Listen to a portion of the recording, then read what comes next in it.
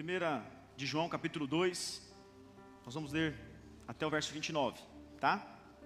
Hoje eu quero falar aqui sobre uma carta aos filhos. Quem é filho, dá um glória aí. Amém. Então hoje tem uma carta especial para vocês, e eu espero que vocês sejam impactadas por ela em nome de Jesus. 1 de João, capítulo 2, a partir do verso 1 diz assim: Meus filhinhos, escrevo-lhes estas coisas para que vocês não pequem. Se contudo alguém pecar, temos um advogado que defende nossa causa diante do Pai, Jesus Cristo, aquele que é justo. Ele mesmo é o sacrifício para o perdão de nossos pecados, e não apenas de nossos pecados, mas dos pecados de todo o mundo. E sabemos que o conhecemos se obedecemos os seus mandamentos. Se alguém diz, eu o conheço, mas não obedece a seus mandamentos, é mentiroso, e a verdade não está nele. Mas quem obedece a palavra de Deus mostra que o amor que vem dele está se aperfeiçoando em sua vida. Desse modo, sabemos que estamos nele. Verso 6. Quem afirma que permanece nele, deve viver como ele viveu. Quem é filho, diga amém. Isso significa que Jesus permanece em você, você permanece nele, amém? Você tem que viver como ele viveu. Complicado, né, irmão? Se vira, eu também, para mim também. Dá seu jeito. Verso 7.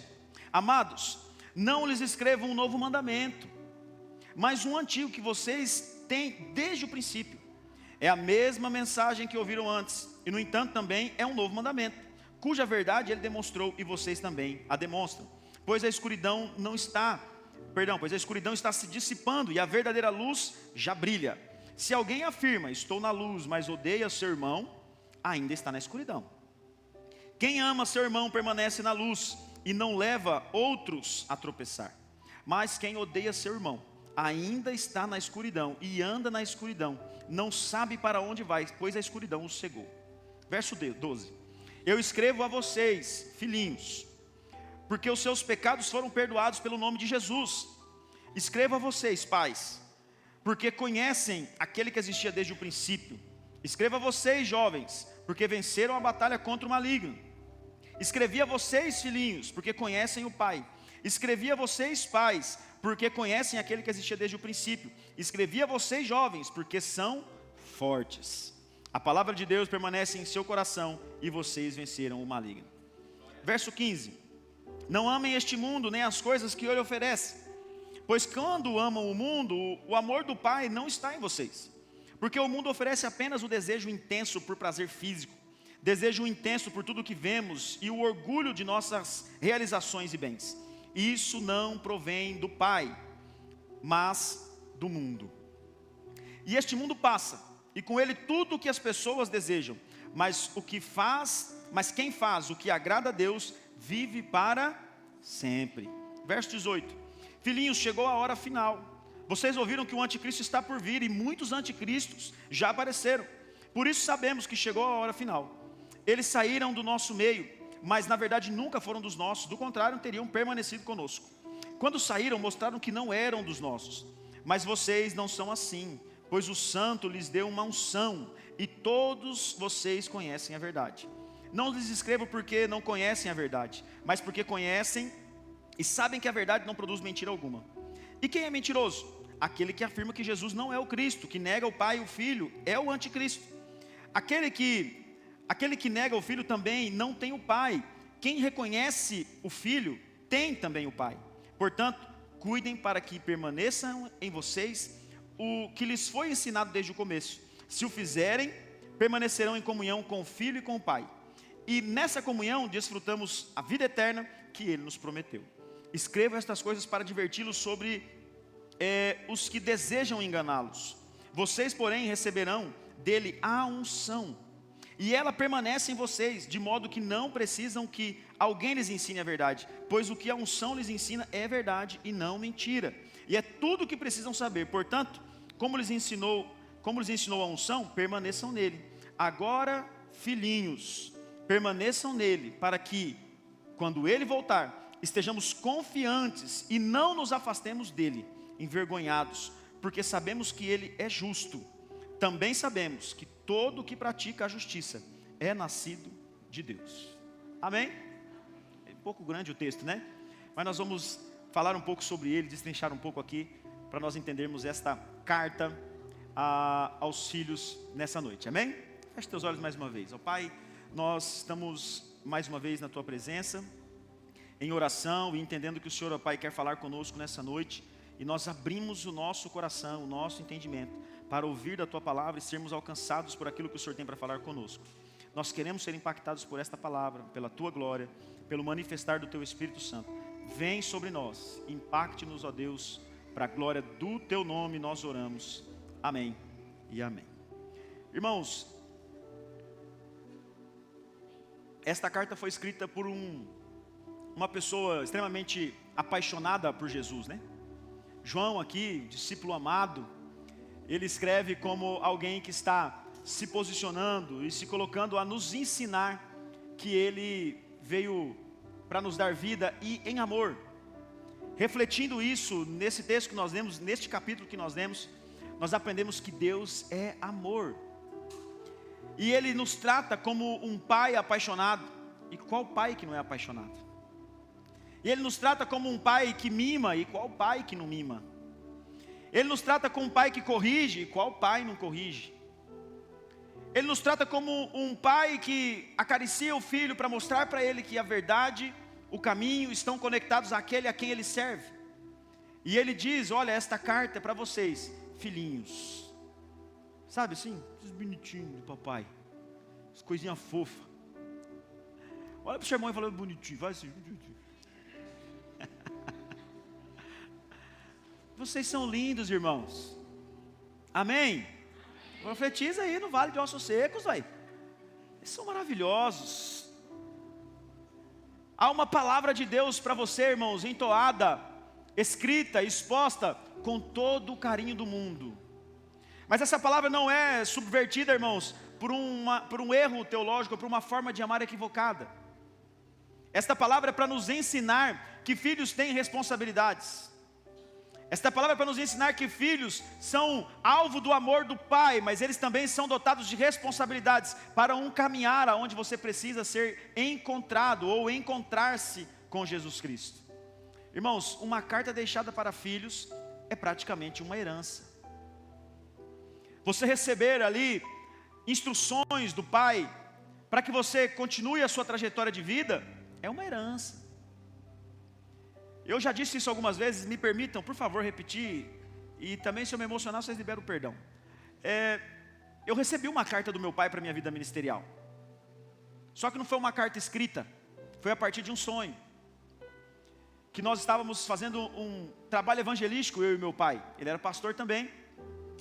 E naquele sonho nós pregávamos o evangelho para um monte de gente. Eu estou ali acompanhando ele, né? Porque quando eu era criança a gente fazia isso mesmo. Ele ia para as praças, né? A gente carregava a caixa de som, a gente fazia as coisas, tocava, fazia aquele negócio todo.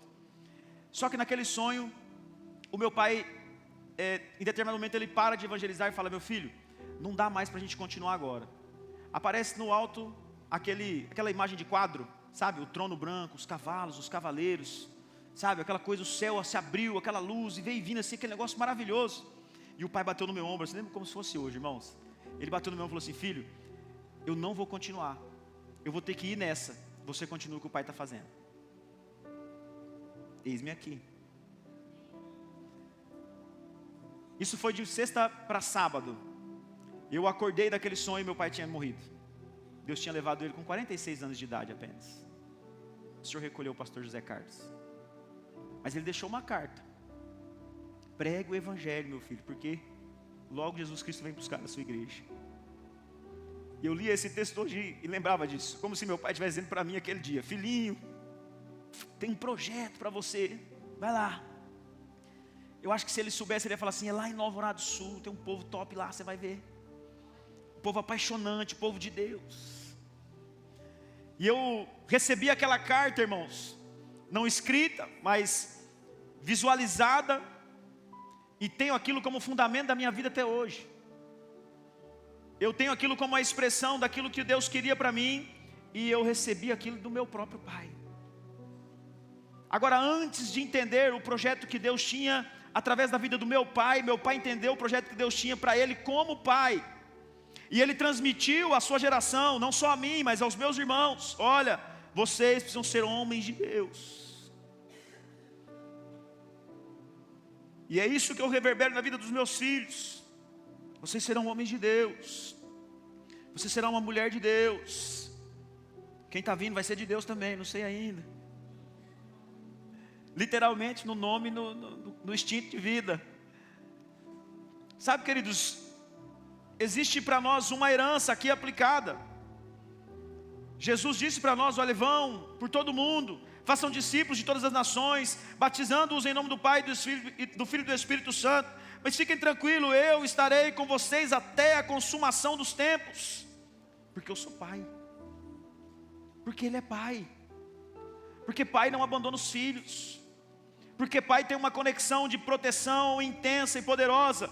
E Deus nos deixou através de João uma carta apaixonante, irmãos. Se você olhar pelo viés da correção, do amor, do afago, você vai ver Jesus Cristo dizendo para você: filhinho, filhinho, tome cuidado com tudo aquilo que o mundo está te oferecendo.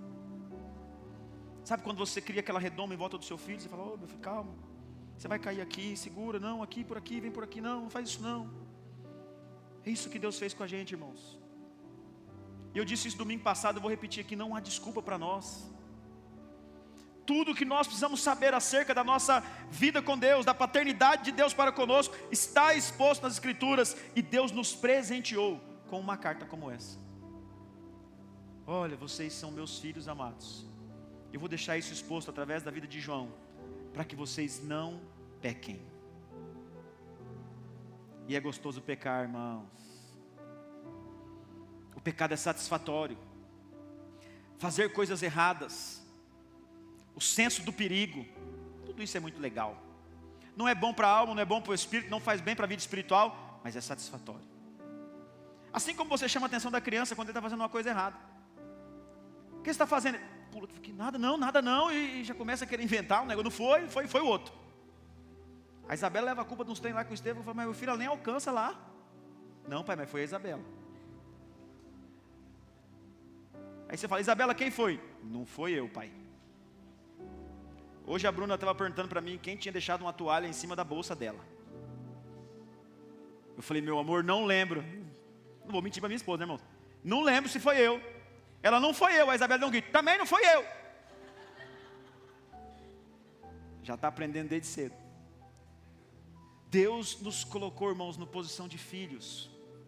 E há um amor expresso para nós aqui que vai reverberar através de nós em nome de Jesus. Filhinhos, irmãos, no grego significa iteknion. Ele está querendo nos chamar, irmãos, de criancinhas mesmo. Sabe quando você pega um bebê que você não quer soltar, não é? Olha lá, a irmã está com o nenenzinho lá, o bebezinho. Volta e meia aparece um: deixa eu pegar para você, deixa que eu cuido, deixa que eu pego. Porque é gostoso demais. Ninguém quer pegar tipo um neném grandão.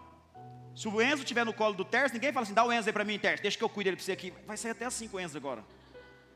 Mas quando é bebezinho, quando é criancinha, daqui. Deixa que eu pego.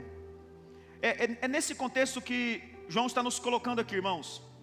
Alguém com um sentimento paterno aguçado, alguém com paixão na fala, preocupado com o erro dos filhos, preocupado em despertar nos filhos o anseio de viver de maneira reta, limpa, produtiva. É esta carta expondo para nós uma vida totalmente voltada para as coisas do Senhor.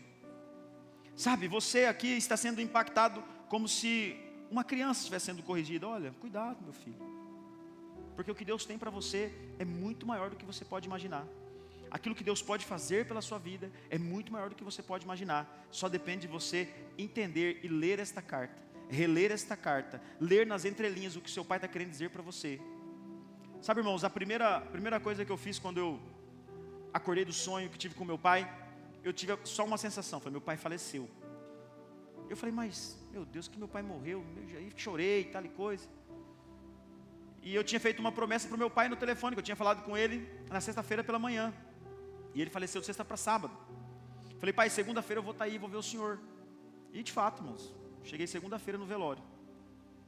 Para mim entrar dentro do negócio, eu ficava lembrando do sonho. Só que eu só fui cair na real acerca da carta né, do visual, quando o pastor estava ministrando. E ele disse assim: olha, o pastor Zé Carlos está deixando um legado, e alguém tem que assumir o legado do pastor Zé Carlos. Eu falei: é eu. Aí eu consegui ler a carta de fato, porque você às vezes tem que reler a carta. Às vezes você tem que também olhar pelo mesmo viés de João, com paixão, com amor, com entusiasmo, com desejo de renunciar àquilo que é agradável, satisfatório. Você vai ter que reler, irmão. Você vai ter que olhar isso aqui de novo. Você vai ter que se apegar mais uma vez e entender quais são os objetivos dessa carta. E eu queria elencar alguns objetivos aqui com você, para que nós fôssemos ministrados. O primeiro deles, abra sua Bíblia, deixa aberta aí por favor no livro de João. Nós vamos ler aqui pontualmente o texto, para nós expormos aqui o que Deus quer falar conosco. O primeiro deles, o primeiro objetivo desta carta é fazer-nos conhecer nossas fraquezas, e assim nós nos apegarmos a Cristo, que é a nossa fortaleza. Primeiro você reconhece quem é, reconhece quem te sustenta, para que você possa entender qual é o futuro, o processo que a carta quer conduzir você. Ele diz nos versos 1 e 2: escrevo-lhes estas coisas para que vocês não pequem.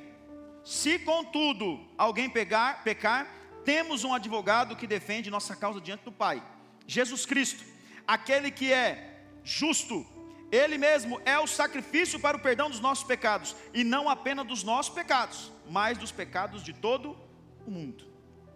A primeira coisa que nós vamos fazer é reconhecer quem nós somos. Pecadores, nós somos falhos, as ações do mundo nos atraem, mas nós temos quem? Um advogado fiel. Nós temos alguém que advoga as nossas causas e não nos deixa, irmãos, falidos. Porque se nós entregarmos a causa na mão dele, não existe quem possa tirar de lá, porque ele é mais que vencedor. Ele advoga, ele é o juiz, é ele que resolve tudo. Só que para isso nós precisamos entender qual é o nosso papel. Nós não somos superpoderosos. Nós não podemos enfrentar aquilo que o mundo faz que nos atrai. Nós não podemos nos posicionar, irmãos, como se não, isso aí eu consigo passar. Não, irmãos, se afaste, sai de perto. Nós estávamos num casamento ontem, o pessoal não era cristão, e nós estávamos entre alguns irmãos, né? E de repente, irmãos, começou a tocar umas músicas lá legal. E o nosso comentário foi: debaixo da mesa os pés da gente estavam assim, ó. E eu falava: sangue de Jesus tem poder. Uma irmã falou assim: pastor, parece que tem um inimigo que puxa a gente assim, ó. Irmãos, se a gente não ficar atento, logo a gente já chama a mulher aqui, já cai naquilo. A gente tem que reconhecer quem somos. Se esta é uma tendência para eu cair, para eu pecar, sai de perto. Nós sentamos numa mesa e do lado da mesa tinha uma chopeira. Ah, pastor, você estou bem do lado da chopeira. Eu falei: eu não gosto de bebida, isso não me pega, não estou nem aí para isso. Eu não podia sentar, era perto do negócio de comer, porque aí eu gosto de comer. Comi que nem uma lima nova, irmão, estava com uma fome, só Jesus tem misericórdia. Mas quem tem uma tendência a se perder no álcool, sai desse lugar, não senta perto. Se a tendência da sua vida, irmãos, está relacionada àquilo que te gera vulnerabilidade, firme-se em Cristo. Feche os olhos, tape os ouvidos, vá clamar ao Senhor, vá orar, muda a estação do rádio, se coloque na posição, comece a ouvir louvor, comece a adorar e bendizer ao nome do Senhor. Reconheça que você é fraco sim, mas tem um Deus que advoga por você e Ele é forte. Ele é a nossa rocha, nele que nós estamos estruturados. Ele te chama de filho, irmãos, porque Ele não quer ver você se perder. Ele advoga por você e advoga pelo pecado de todos. Basta que você queira, basta que você entregue a causa na mão dele, basta que você permita que Ele seja o Deus da sua vida de fato. É um objetivo dessa carta que você reconheça as suas fraquezas, mas também reconheça que você está firmado em Jesus Cristo. Isso vai te manter firme de pé em nome de Jesus. Filhinhos, escreva essas coisas para que vocês não pequem. O segundo objetivo dessa carta, irmãos, é não nos permitir uma autossabotagem. Esta carta é para nos dar um direcionamento.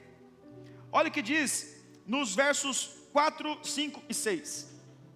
Se alguém diz: eu o conheço, mas não obedece aos seus mandamentos, é o que, irmãos?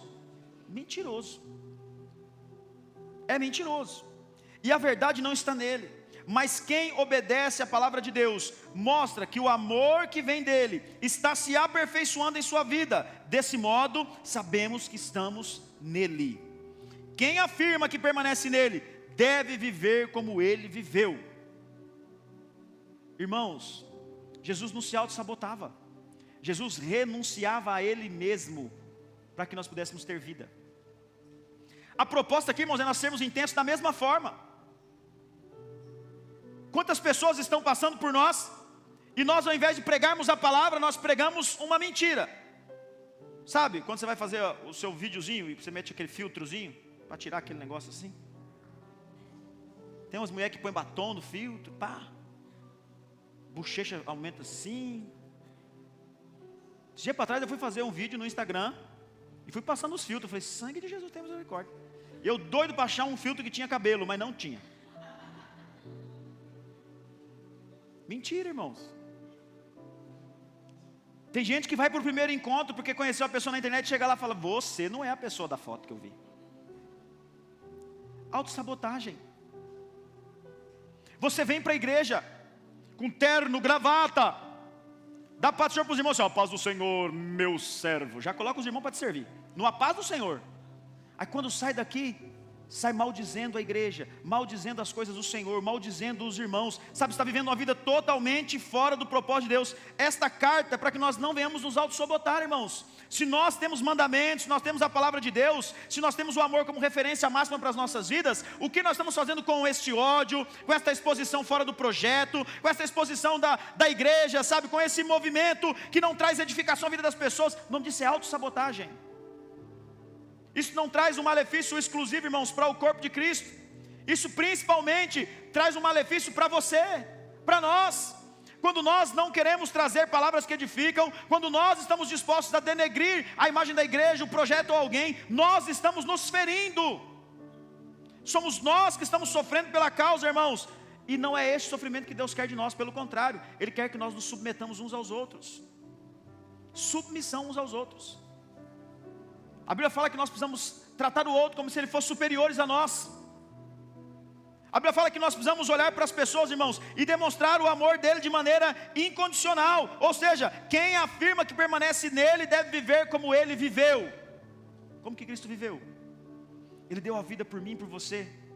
Então, queridos, esta carta é para que nós não permitamos sobre nós uma autossabotagem. Se você fala que é cristão, viva como cristão. Se você fala que você é do avivamento bíblico, honre a sua igreja. Anda com boné do avivamento bíblico. Adesiva o carro. Se você fala que você é servo de Deus, posicione-se como servo de Deus. Pastor, mas se eu falar não, eu vou perder muito dinheiro. Perca dinheiro, mas não perca a sua hombridade. Se eu falar não, eu vou perder meu emprego. Perca seu emprego, mas não perca a sua salvação em Cristo Jesus. Eu ouvi uma história hoje que eu fiquei felizaço. Tem um irmão aí que é motorista. E falaram para ele assim, você vai ter que andar o caminhão buzinando aí no dia do negócio do São Cristóvão, benzer o carro.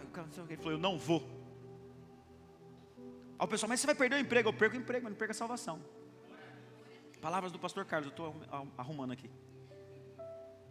Não vai.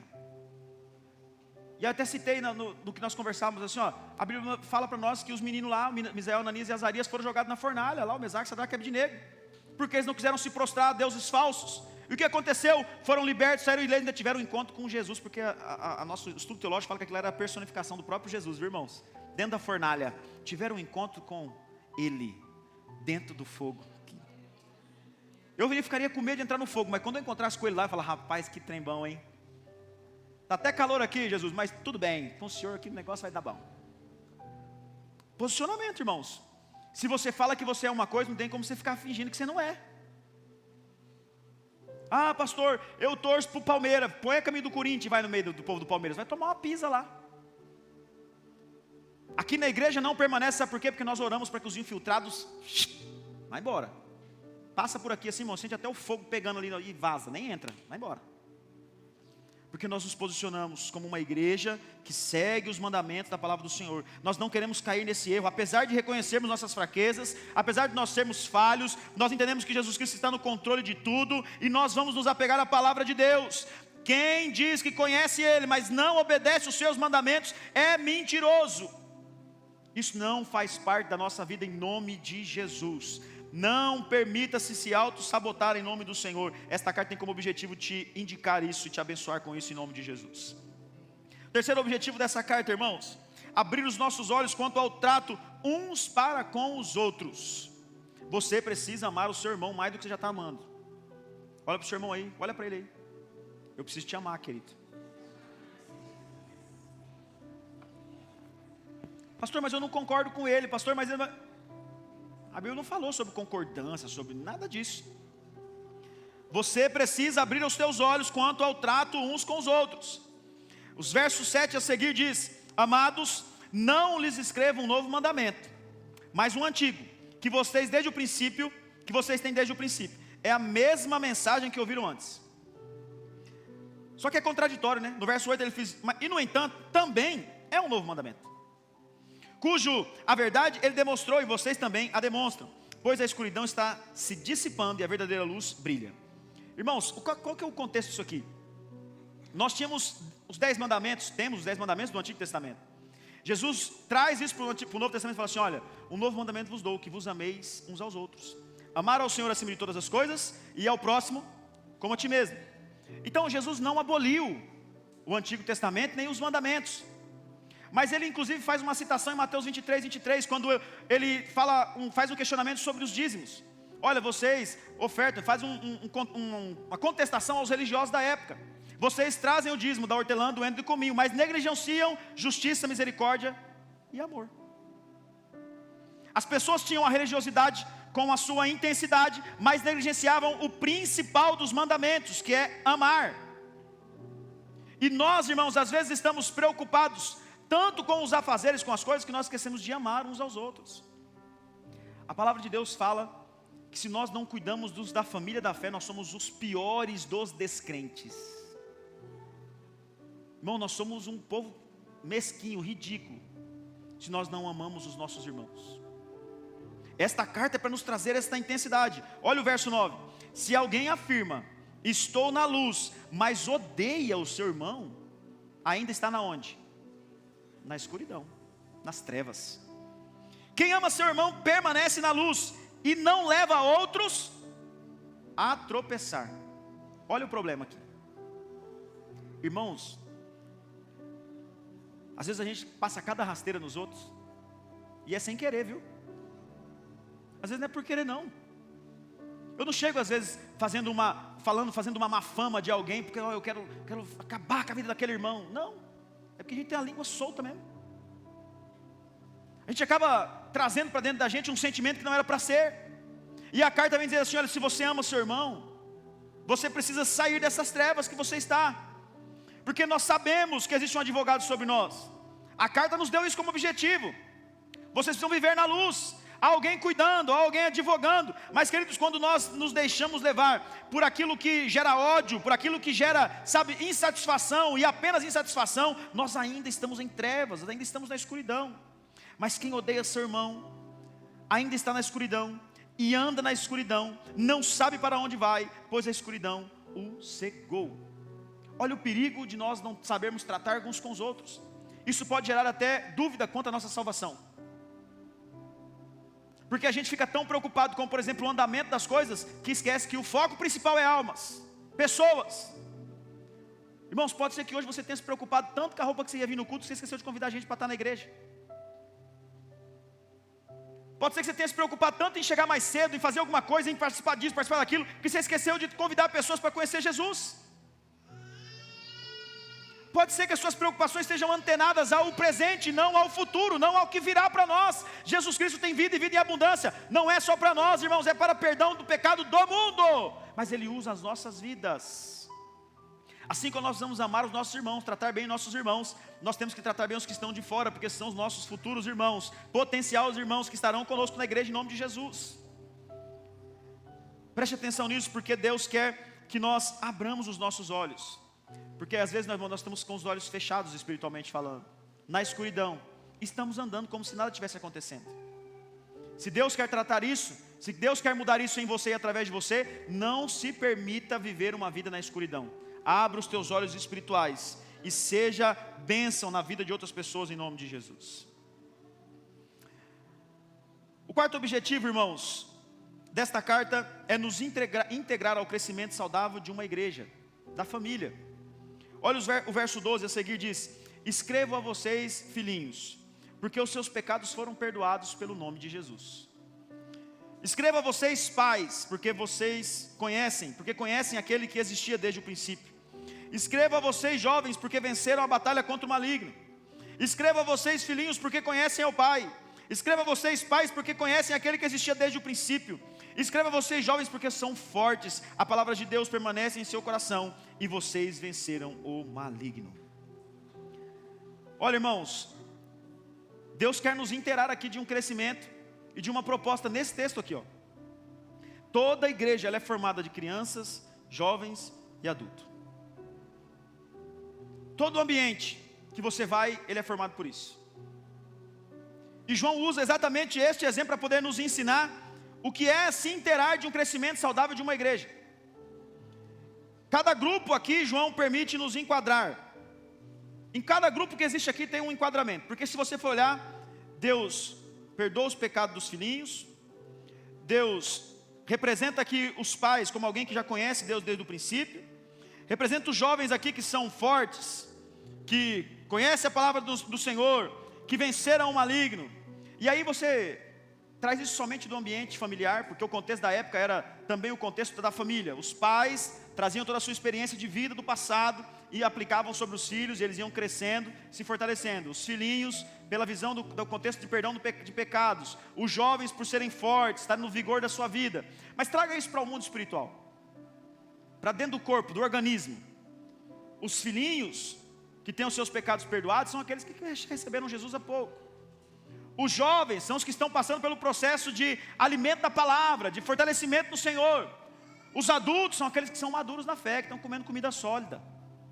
Qual desses grupos você está enquadrado? Vou ter que ficar o resto da vida tratando você que nem os filhinhos? Criancinha. Ô, Sarinha, não. Ou eu vou falar assim: Sara, vigia, toma vergonha. Oh. Vigia. Sabe, queridos, qual grupo você se enquadra? Criança, jovens, adultos? Porque, irmãos, o crescimento saudável da igreja passa por isso.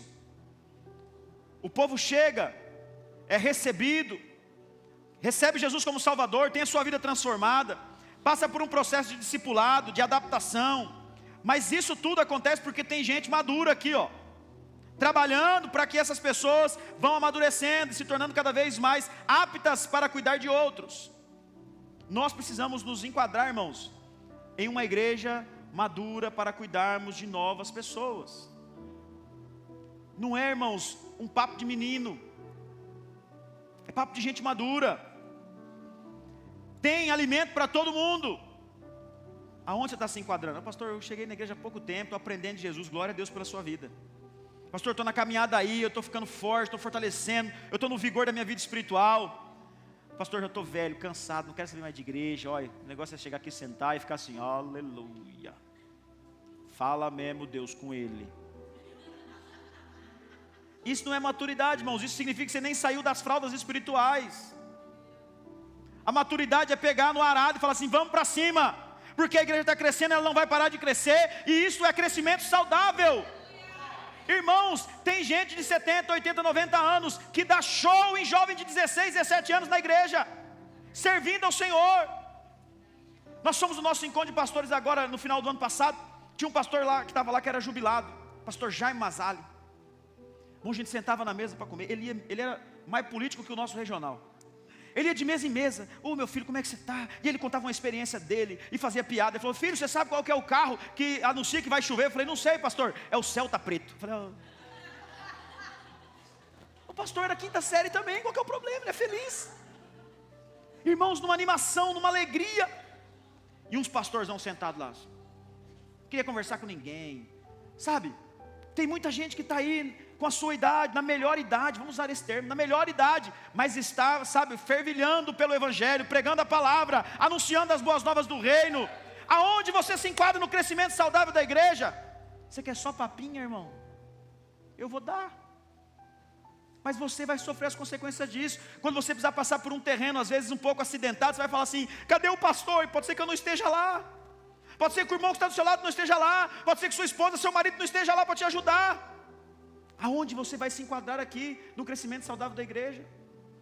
Você vai continuar sendo um menino espiritual?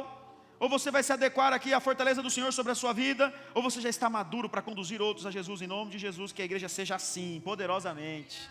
Nós estamos caminhando para isso, irmãos, para um crescimento saudável, fortalecedor, em nome de Jesus. Fala para o irmão que está do seu lado aí: se enquadre. Para de ficar só mamando. Fala para ele assim: sanguessuga. Não, não fala não, brincadeira. Graças a Deus nós temos uma igreja, irmãos, que ela foge da média. Nós temos uma igreja que foge do percentual. Eu já expliquei isso na igreja algumas vezes. Nós olhamos para a igreja como se fosse uma pirâmide assim.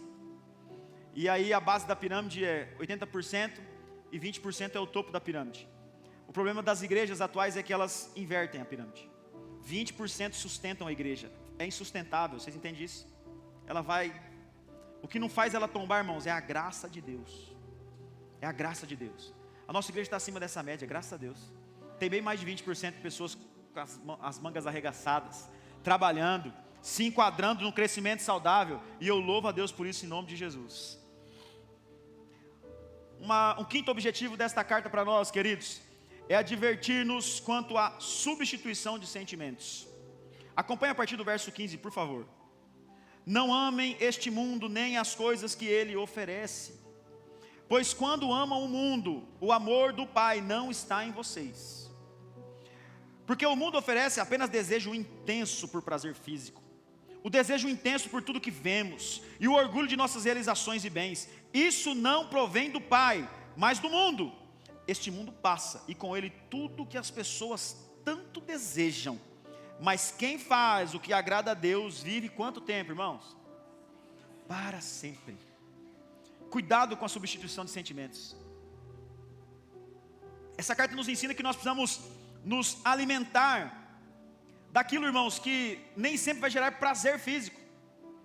Porque às vezes, irmãos, como eu brinquei lá no casamento, o prazer às vezes seria levantar e pegar e vamos dançar, vamos se divertir e tal. Mas eu amo muito mais a Deus do que as coisas do mundo. Eu amo muito mais a Deus do que a minha cama. E olha que a minha cama, olha, irmãos, eu gosto de ficar lá, hein? Irmãos, até as mensagens, eu pego o tablet e fico lá escrevendo na cama, gostoso. No sofá, então, assim, estica aquele negócio, põe o pé para lá, com o tereré na mão. E se tiver alguém servindo ainda, glória a Deus, melhor ainda. Eu amo mais a Deus do que qualquer outra coisa. Esse sentimento tem que ser uma verdade em nós, irmãos. Não é porque nós não amamos as outras coisas. O texto está nos conduzindo a uma coisa de intensidade. Às vezes eu vou chocá-los aqui, me permitam, mas tenham sensibilidade para isso. Às vezes você é apaixonado por pornografia. Às vezes você é apaixonado por adultério. Às vezes você é apaixonado por fornicação. Às vezes você é apaixonado por uma série de coisas que não convém da parte do Senhor. Mas você não as faz porque você ama a Deus acima de todas as coisas. É isto que ele está deixando para nós aqui como uma advertência. Não substitua o sentimento. Qualquer que seja a paixão que o mundo tem para te oferecer, ame a Deus muito mais do que isso, intencionalmente. Isso vai gerar no seu coração renúncia. Renúncia. Você vai olhar para o pecado que te satisfaz, que vai trazer a você o seu coração, sabe aquele negócio gostoso, e fala assim: eu não vou porque Deus me sustenta e me satisfaz em nome de Jesus. Nós não vamos cair em enrascada, irmãos, se nós tivermos aqui esta advertência que a carta nos deixa. O objetivo desta carta é nós não substituirmos esse sentimento, queridos. Não é sobre um prazer físico, mas é uma escolha de quanto eu vou renunciar. O mundo oferece realizações, ostentações, prazer sem limite, intensidade. Amar a Deus oferece eternidade. O que é que você quer, querido? Eu quero ir morar no céu, apesar de às vezes estar querendo fazer um monte de coisa que não pode. Vocês acham que o pastor também não tem vontade? Às vezes os desejos de vocês é parecido com os meus. Você olha assim e fala: uia. Aí você fala: não, Deus é mais, né? O Mário ia falar assim: lá ele, né, Mário? O nosso alvo, o centro da nossa vida é amar a Deus. Se você tem esse desejo no seu coração, a carta está te ensinando: não substitua seus sentimentos. Pode ser que você esteja querendo algo, mas o seu alvo, o alvo do seu amor, tem que ser Jesus. Este mundo passa, e com ele as coisas que nós tanto desejamos, mas quem faz o que agrada a Deus, vive para sempre em nome de Jesus. Por último, irmãos, em sexto lugar, essa carta vai nos trazer como objetivo permanecer atentos à unção derramada sobre as nossas vidas. Atenção. A partir do verso 24 diz: portanto, cuidem para que permaneçam em vocês o que lhes foi ensinado desde o começo. Se o fizerem, permanecerão com o Filho e com o Pai. E nessa comunhão desfrutamos da vida eterna que Ele nos prometeu. Eu escrevo estas coisas para adverti-los sobre os que desejam enganá-los. Vocês, porém, receberam dele o quê? A unção. E ela permanece permanece em vocês, de modo que não precisam que alguém lhes ensine a verdade, pois a unção lhes ensina, é verdade e não mentira, e tudo o que precisam saber. Portanto, como lhes ensinou a unção, permaneçam nele. Agora, filhinhos, permaneçam nele, para que quando ele voltar, estejamos confiantes e não nos afastemos dele envergonhados, porque sabemos que ele é justo também. Sabemos que todo o que pratica a justiça é nascido de Deus. Irmãos, permaneçam atentos à unção que foi derramada sobre vocês. Pastor, eu fui ungido, sei lá o quê? Não, esquece isso aí. Nós estamos falando aqui de um selo do Espírito Santo sobre a sua vida. Você recebeu o poder do Espírito Santo em você, e isso mudou a sua história. Isso já te mostra o que é verdade e o que não é. Aqui ele está dizendo assim: olha, quando você tem essa unção, você não precisa nem que alguém te ensine o que é verdade e o que é mentira. A unção te ensina. Porque, irmãos, quem direciona as nossas vidas? O Espírito Santo. Você foi ungido, foi derramado sobre a sua vida o Espírito Santo de Deus. Esta unção é replicada aqui sobre o Espírito Santo que um dia foi derramado sobre você e te colocou onde você está hoje, no status de filhinho. Você é filhinho amado. Você é guti-guti de Jesus. Deus te ama de maneira tão intensa. Você não merecia o que você tem, você não merecia o que você está vivendo, mas mesmo assim Ele te amou incondicionalmente. Há um projeto aqui agora sobre a sua vida, que você entende e permaneça atento àquilo que o Espírito Santo quer falar com você. Esta carta aqui tem como objetivo alertar você o tempo todo. Pastor, igreja, você é tomada pelo Espírito Santo de Deus, e você não pode viver em pecado. Tem um advogado que está advogando por você. Você sabe por que volta e meia eu lembro do sonho do meu pai? Porque eu tenho que ficar atento àquilo que ele deixou para mim como legado. E quando eu pego as escrituras e vou ler o que a Bíblia fala, eu falo assim: é verdade, meu pai tinha razão, eu preciso pregar o evangelho. Eu preciso falar de Jesus para as pessoas. Você sabe o que essa carta deixa para nós como recomendação? Preste atenção. Fique atento. Eu lhes escrevo isso para que vocês saibam que o Espírito Santo de Deus está sobre vocês, tomando a vida de vocês cada vez mais, dirigindo vocês em tudo. E não permitam que este Espírito Santo se afaste de você, queridos, porque Ele mora aí dentro de você. Ele só não vai agir em você se você não der lugar para Ele. Mas em nome de Jesus, se estabeleça, permaneça com a unção. Não saia de perto dela em nome de Jesus.